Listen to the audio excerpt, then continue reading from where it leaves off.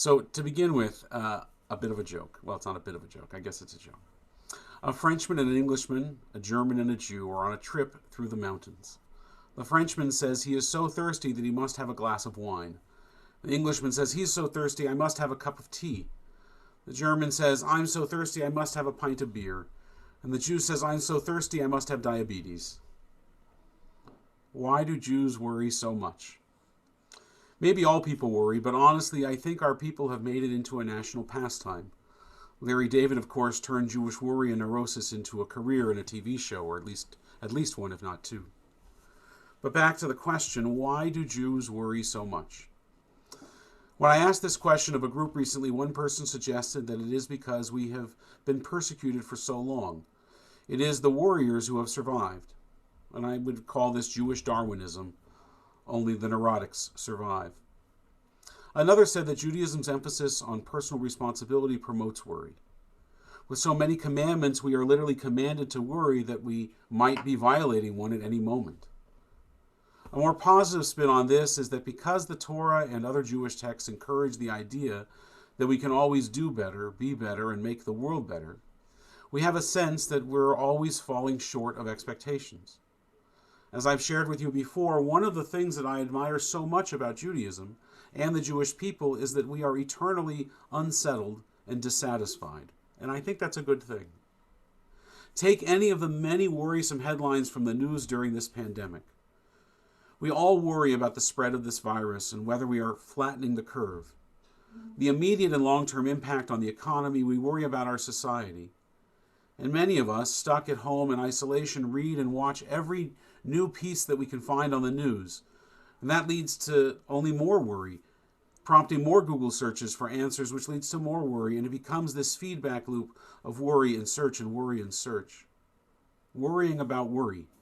That too sounds awfully Jewish. Many health experts have pointed out that the compounding negative health impacts of this virus and our social distancing response. Not that we have any choice in it. Without a vaccine or testing on a global scale, our only choice, as we all know, is to do what we are doing now, to stay home. And we all know that, and I think the vast majority of us accept it.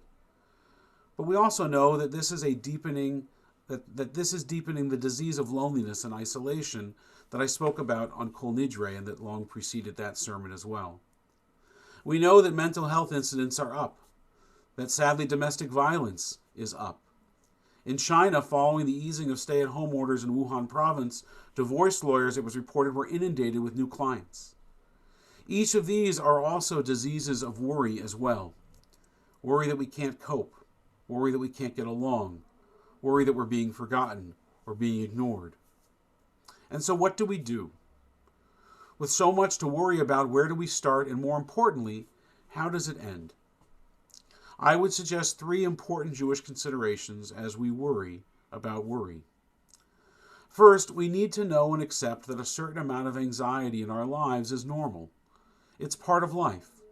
We are shown this in the very first verse of the Torah in the book of in the book of Genesis chapter 1.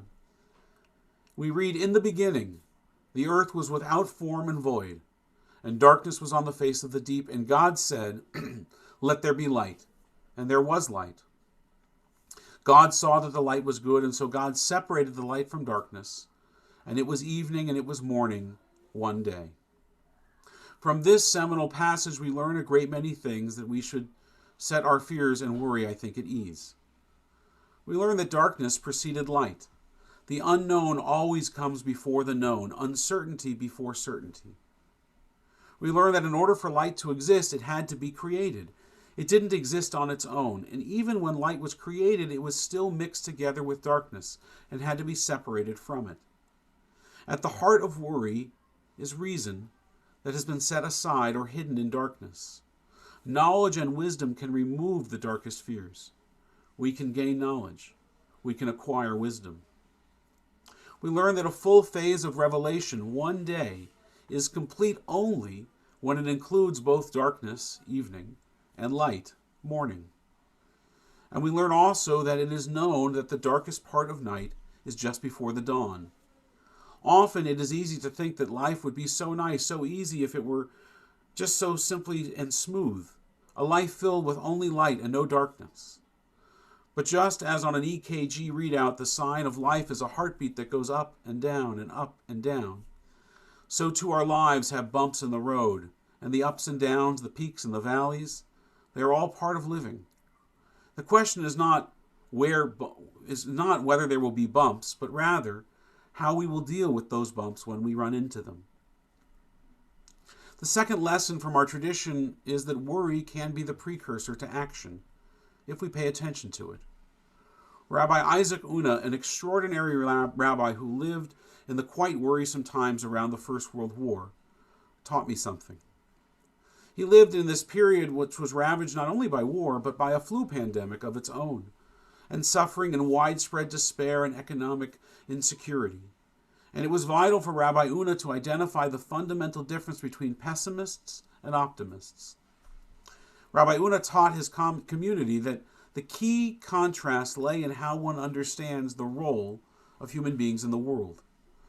At their core, pessimists see themselves as passive recipients of fate, helplessly blown around by the winds of history.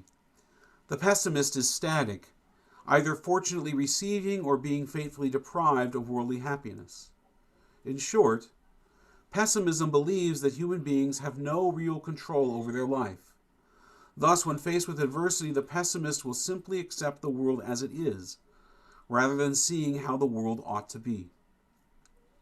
Rabbi Una taught that Judaism thoroughly rejects this pessimistic worldview in favor of true freedom, which Judaism endowed upon every human being.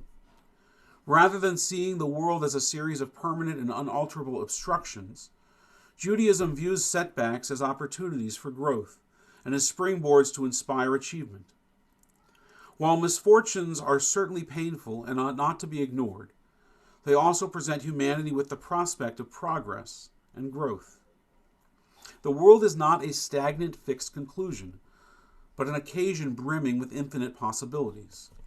And we need only look so far back as our Passover Haggadah from the past 2 night Seders to hear echoes of this teaching in our master story of redemption from Egyptian bondage. We retell that story year after year because it is a story of resilience, of worry and dissatisfaction that led to faith and action. Yes, in the story, redemption comes from God and miracles of parted seas and burning bushes. But still it was the Israelites that called out to God in their suffering in the first place. And it was the Israelites seeing the opportunity created by the moment who rushed out of Egypt without even time for their bread to rise. What is perhaps most interesting about Rabbi Una's theory of optimism is that it is not based on blind optimism, the don't worry, be happy approach to life. Rather, a bright future can only be attained through hard work and by surmounting the considerable barriers that lay in wait. Worry is good, Una concluded, if it leads one to action, not to paralysis. In the case of COVID-19, worry has led us to social distancing, to washing our hands more, to covering our cough, to making public health a public priority, and much, much more. All of these are good things, actions that are needed, but only come as a result of worry that leads to rational action. The responsibility is on each of us to locate meaning in the world and to strive towards that meaning. Rabbi Una strongly believed that optimism, particularly in the face of worry and fear, made a positive future all the more attainable. And he grounded this teaching in the Talmud, in a Talmudic axiom requiring every human being to anticipate the redemption of the world. Once the foundation of hope was in place, all was possible. So his teaching was, rather than don't worry, be happy, his teaching was, don't worry, you're not powerless. Therefore do something about it, and you will be happy, because you can do something about your fears. Granted, that doesn't fit so easily on a t-shirt or a bumper sticker. The third teaching is simple, but it's so hard for us to do. Count your blessings.